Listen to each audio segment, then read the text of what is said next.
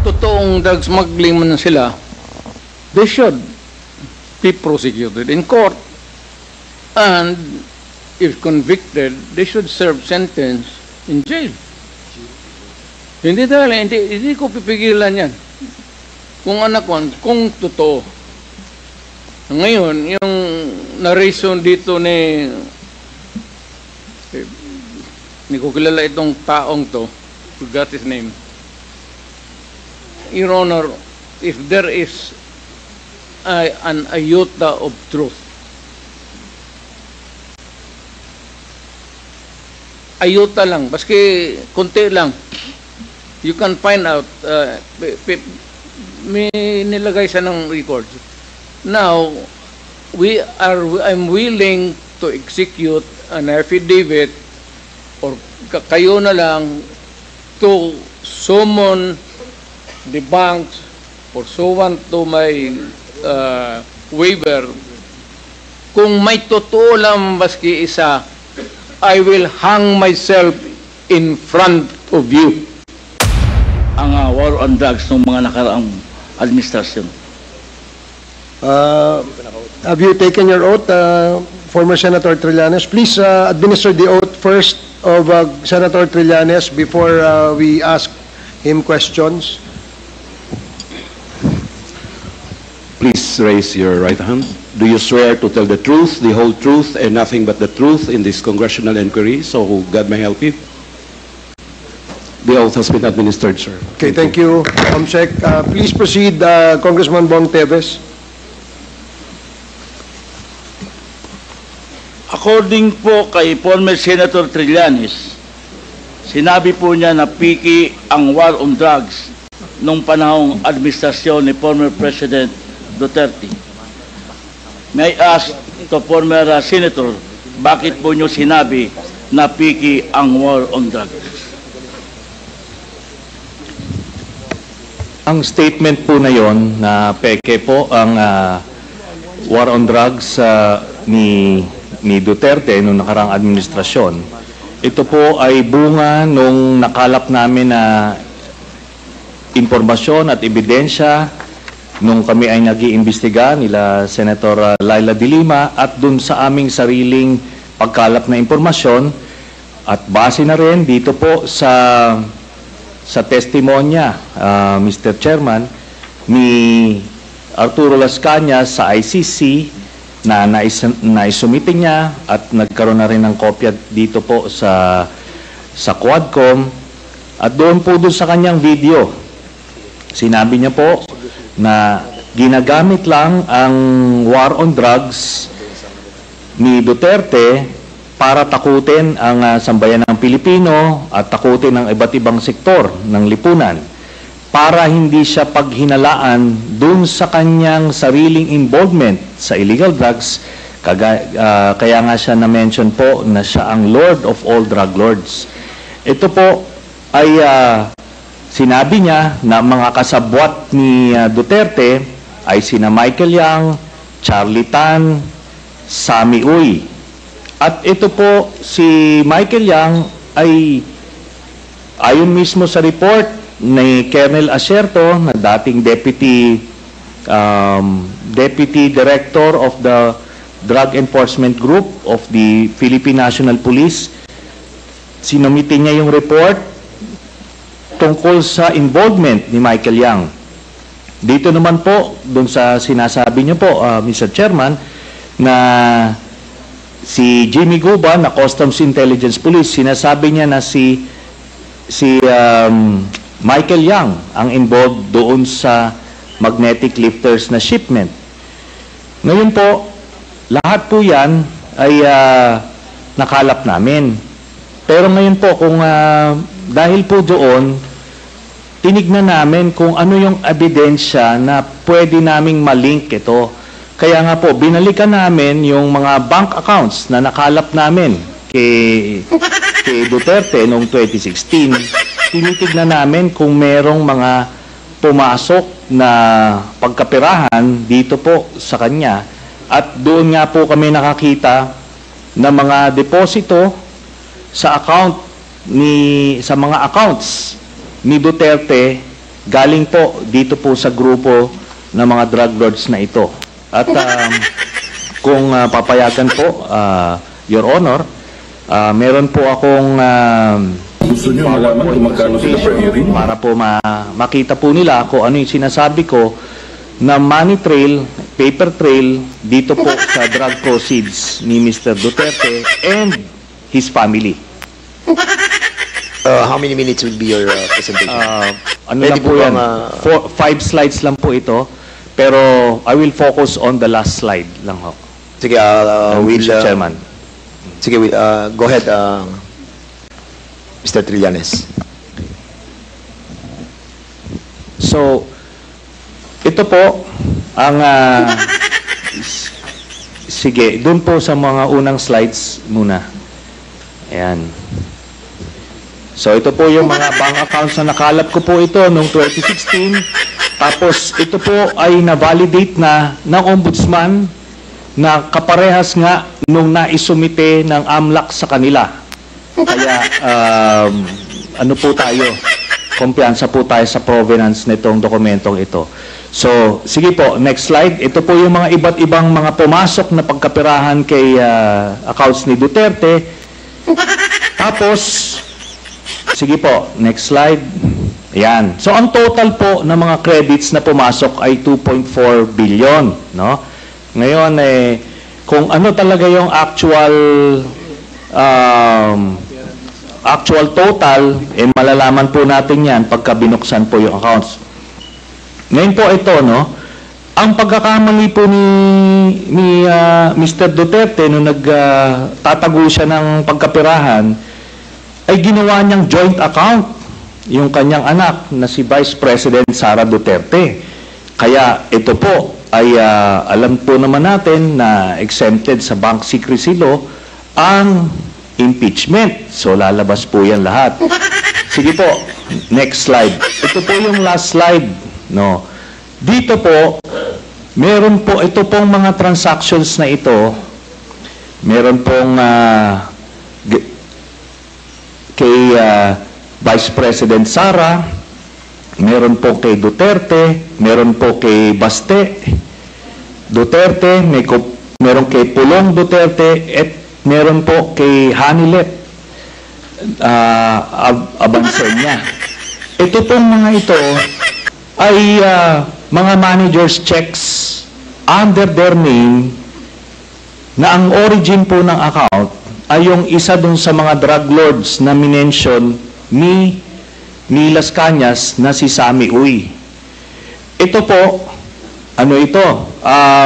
Siguro ng mga panahon na yan, 2011 to 2013, may physical na checks, no? Pero after that, ang mga deposito diretso na sa account, so wala nang paper trail. Pero makikita natin dito yung pattern po, Mr. Chairman. Nagdidibidendo yung drug lord dun sa pamilya nila Duterte tuwing October at April, no? Kaya sunod-sunod po yan. And by the way, makikita po natin si Vice President Sara, meron po siyang 2 checking in-encash dyan under her name, manager's checks. Tapos ito po ay while she was mayor, no? Kaya yan ay direct bribery, no? Tapos proceeds of the illegal drug trade. Ito po ang naging pruweba natin. Kaya nung cross match po namin yung dokumento na kuha namin at dito sa mga personalidad na minention po ni Arturo Las Cañas, na-confirm namin yung kanyang istorya.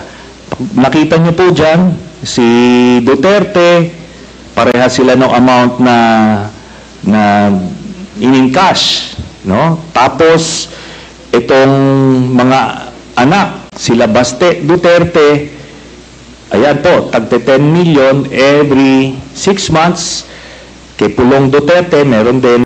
Ngayon po, lahat ito ay hawak yan ng mga bangko mismo. Meron silang physical copy, meron silang soft copy netong mga sinasabi na ito. Kaya hindi po yan pwedeng i-deny lang kasi alam naman natin yung mga estilo ni Duterte, magka-admit konti pero magde-deny to confuse everyone. Pero ito po yung smoking gun, Mr. Chairman. So, yan po, we concluded na peke talaga ito. Ginagawa niya yung war on drugs para proteksyonan niya yung sindikato niya na sina Michael Yang, Sammy Uy at Charlie Tan. So, kaya po nung sa Davao pa lang pinapatay po nila yung kompetensya. Tapos nung sila na ang presidente, ginawa nilang National Death Squad, ano, yung nangyari. Tapos si Leonardo nga po yung ginawa niyang point person. Tapos yung drug list na sinasabi ni Duterte, merong legitimate mga personalities doon, galing doon sa mga iba't ibang ahensya, pero pag may kailangan silang isingit na mga kalaban nila sa drug business, sinisingit po nila doon. Kaya nga may mga tinutumba na mga involved din sa illegal drugs kasi kompetensya nila yon sa distribution. Kaya yan po, lahat na yan ay napagtagpi-tagpi namin. So, kaya that would explain kung bakit protektado si Michael Yang kahit na may report itong si Colonel Asierto. Tapos hindi lang po yan, nung nilabas po yung report na yon, sa sobrang pagproteksyon nila kay Michael Yang, yung mismong gumawa ng investigasyon, yun yung gustong ipapatay at sinampahan ng kaliwat kanang kaso. Kaya makita natin, dun sa mga drug lord na hindi kasabwat sa sindikato ni Duterte, ano siya, porsigido siyang patayin, pero doon sa kanilang grupo, itong mga ito na mention, Michael Yang, Charlie Tan at Sammy Uy, protektado hanggang ngayon. Ni nga si yung PDEA director ni Duterte na si Wilkins Villanueva, ni hindi nga masama sa drug list hanggang after 2022 si Michael Yang. Yun po ang dahilan kasi binilin po sa kanya yan ni Duterte. Salamat po. Mr. Chair, Yeah, please proceed, Congressman Teves. may I Mr. ask Chairman. the former President kung alam niyo po ba na kinasuhan po ni former Senator Trillanes sina Congressman Paulo Duterte, Attorney Mans Carpio for drug smuggling? Hindi ho. Pero kung totoong drug smuggling man sila, they should be prosecuted in court. And if convicted, they should serve sentence in jail. Hindi ko pipigilan yan. Kung kung totoo. Ngayon, yung narration dito ni ko kilala itong taong to, forgot his name. Your Honor, if there is an iota of truth, ayuta lang, baski konti lang, you can find out, may nilagay siya ng record. Now, I'm willing to execute an affidavit or kayo na lang to summon the banks pursuant to my waiver. Kung may totoo lang baski isa, I will hang myself in front of you. You can summon, I will sign a waiver, all banks, pati yung World Bank ng Amerika. Kung may isang totoo lang nakiting, I will resign and I will ask my daughter to resign and everybody in the family. That is my guarantee. And I will hang myself. Mr. Chairman. May I know, Mr. Chairman. Sir. Dali Sige, sorry, Congressman Paduano, sige, you and then Congressman Teves, and then I will allow you, Senator Trillanes, after the two members have spoken. Yes, Congressman Thank Paduano. you, Chairman, with the indulgence of Congressman Teves. Ganito lang po, because Senator Trillanes presented yung mga bank accounts.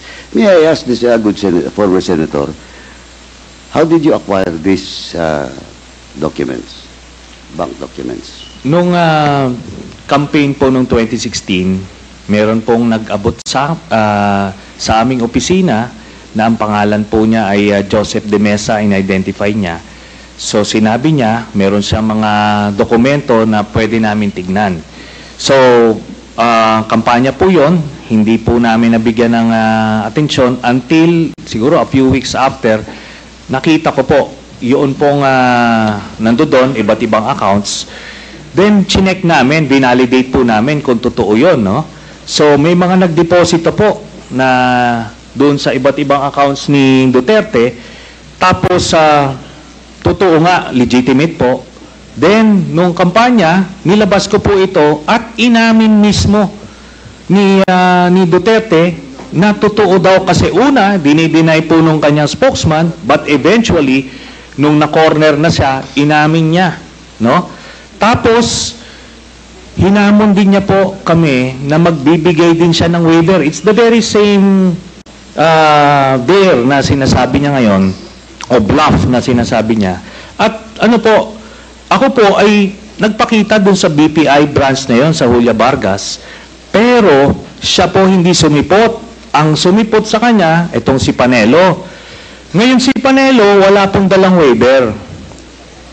Ang nilabas niya, special power of attorney na may specific conditions. Ngayon po, natapos na lahat yung kampanya, presidente na siya, ni ay ni Oy, wala na po nangyari doon. Kaya ito po, inadmit niya na yan, mga dokumento na yan. Inadmit niya na yan, no? And let me just comment a bit, Mr. Chairman. Kasi yung sinasabi niya, in relation dun sa case na final ko kay Pulong tsaka kay Manscarpio, sabi niya, di i-file daw sa korte at harapin nila. Pero yung mga libo-libong mga pinagpapatay never got that privilege of the due process. Pagka wala ka sa grupo niya, hindi ka sa sindikato niya, protektado ka. Kailangan mag-file sa korte. Pero pagkakaribal ka at ordinaryong Pilipino ka, tutumba ka. Yun lang po, Mr. Chairman. Man, can I have my follow-up question? You have the floor, Congressman Paduano. Former Senator Trillanes testified that that document was not acquired legally. It was just given to him. And with that, Mr. Chairman, though he might appreciate that bank records, but for me, Mr. Chairman, I am not a lawyer. But with regards to how authentic is the bank documents being presented to us by former Senator Trillanes, we must ask the AMLA, Mr. Chairman. So, with that, Mr. Chairman, unless Senator Trillanes can present to us another document that that bank records came from an authentic, competent agency of government, Mr. Chairman. In this case, it's the AMLA. Now, Mr. Chairman, so with that, Mr. Chairman,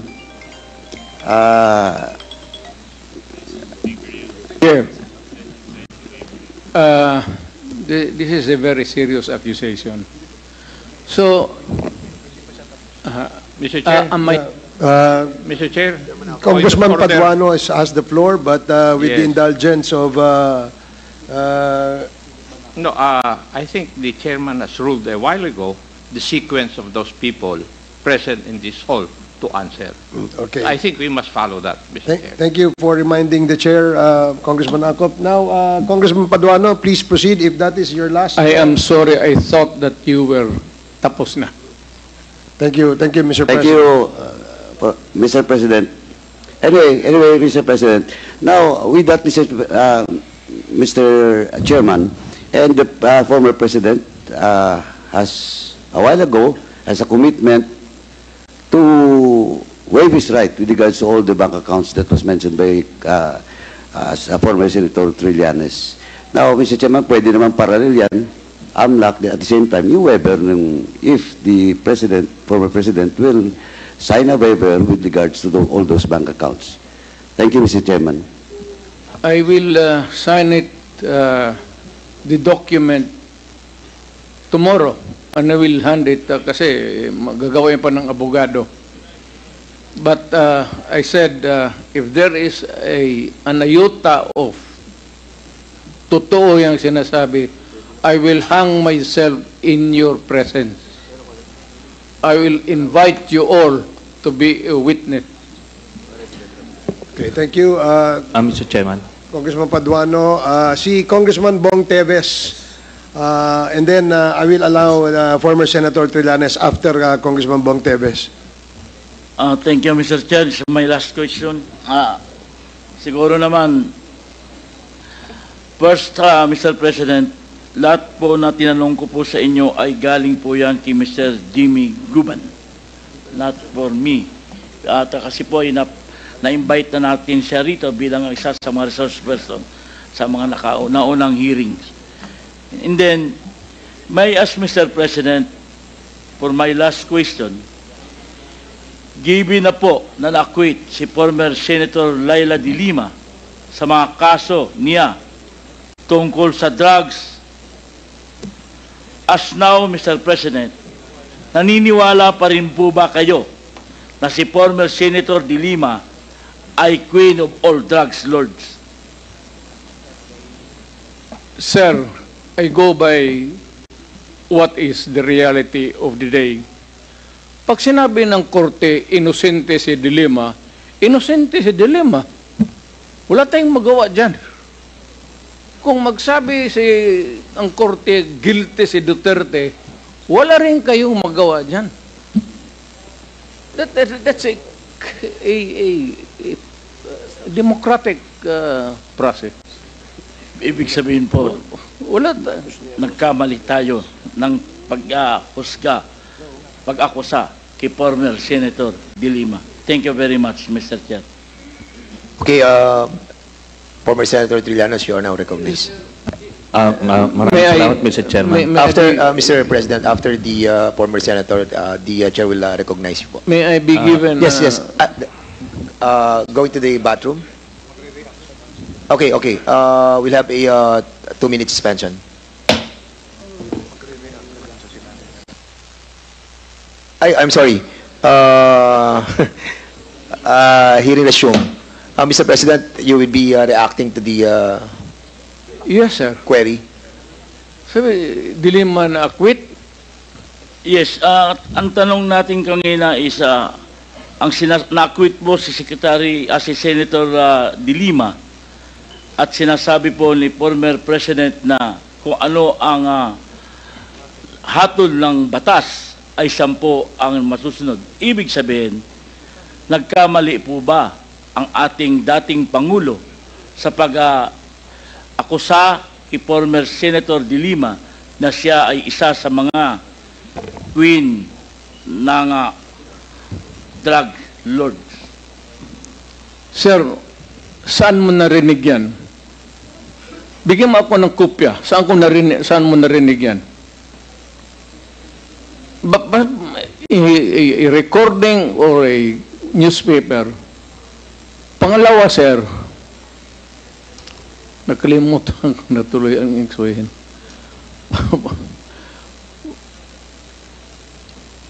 You know,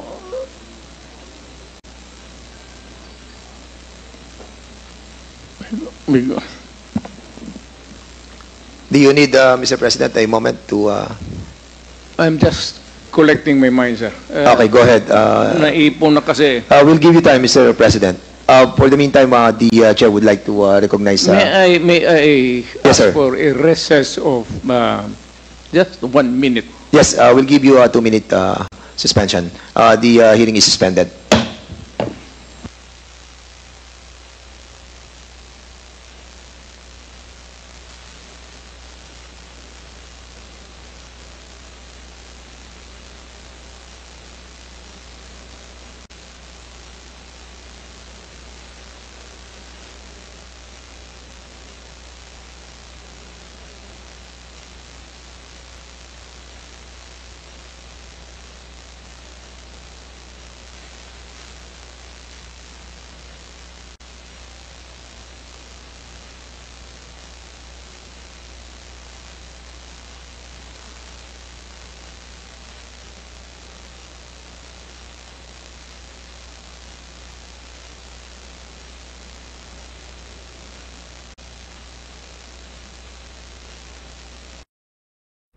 Alright.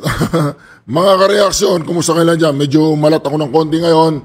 Ito, itong si Trillanes bumaba na naman. Inuukay niya sa kanyang bahol, sa kanyang hatahol yung mga papeles na yun. Di napahiya siya ngayon, Trillanes, manahimik ka na lang, boy.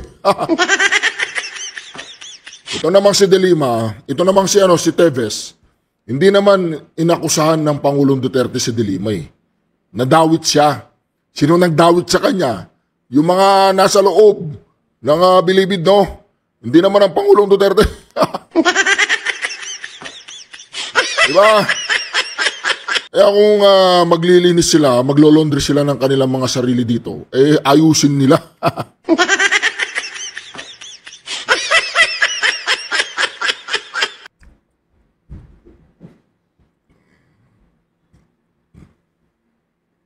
Napagod na po ang ating Pangulong Duterte. Tingnan po ninyo, pagod na. Talaga naman, sinagad ng Kongreso. Wala silang pakialam kung anong edad niya at anong kondisyon ng kanyang physical nice.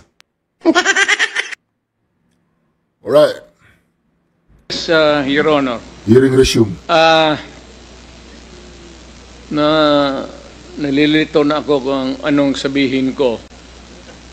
Pero sabi ko kung if I'm lying or if my statements are falsely stated, or if there is an iota of magbigti ako. So, in the same manner na kung magbigti ako si Trillanes, dapat magsabay rin sa akin. Okay, duly noted of your thoughts, Mr. President. Former Senator Trillanes, you're recognized. Maraming salamat, Mr. Chairman. Ito pong dokumentong ito po yung naging basis ko nung plunder case na final ko kay Duterte noong 2016. At ito po ay inimbestigahan ng Ombudsman at ang Deputy Ombudsman Arthur Carandang. And I think the Quadcom can invite him. Siya ang nag-conduct ng investigation. Humingi siya ng dokumento sa AMLAC at kinonfirm niya. And because of that, tinanggal ni Duterte si Deputy Ombudsman. Now, aside from that, so pwede natin, suggested by Chairman Paduano, na yung AMLAC mismo, unless since hindi naman na siya incumbent, pwedeng ma-access yun with the waiver. Pero we've been there before. Nagsabi na yan siya na magbibigay siya ng waiver. Puro bluff yan. Pero hindi. Kaya nga, mas maganda kung ma-draft na po natin yan ngayon para papirmahan niya yan dito. No? Para wala ng alibay. Pero ito po, I'll be presenting later on, Mr. Chairman, a video of his actual admission of these accounts. No? So, ito naman pong mga cheque na in-encash, in-extract lang namin from that long list. Mga managers' checks po yan. Hindi nawawala sa system po yan. And later on, exempted sa impeachment cases, kaya pwede po lumabas yan, ipepresenta po yan. That's the smoking gun ng proceeds of the illegal drug trade ng Duterte crime family. Salamat po, Chairman. Thank you very much. Sir, I have to respond to it. This guy President, is with all due respect, I'll have to follow the rules. Yeah. I will give you time later, Mr. President. I will give you time later. Just so that we can put to rest this issue of waivers, because it's been going back and forth. Will the former president be okay that if we draft the waiver now, that it be signed today instead of tomorrow? Will you be fine with that, Mr. President? Anong kapalit, sir? Hindi. Sampalin ko siya sa publiko. Hindi, wala naman. Ngayon na. Wala pong galunan. Mr. Chairman. I'll give you sasampalin ko sa Mr. Chairman. Session suspended. Session suspended.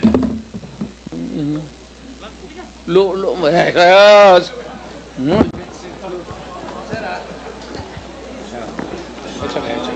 sabi. Order, please. Order.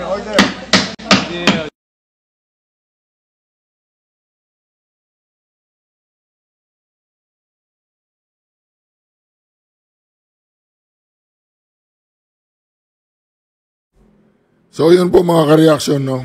Si Trililing talagang, oh please. We are in a committee hearing.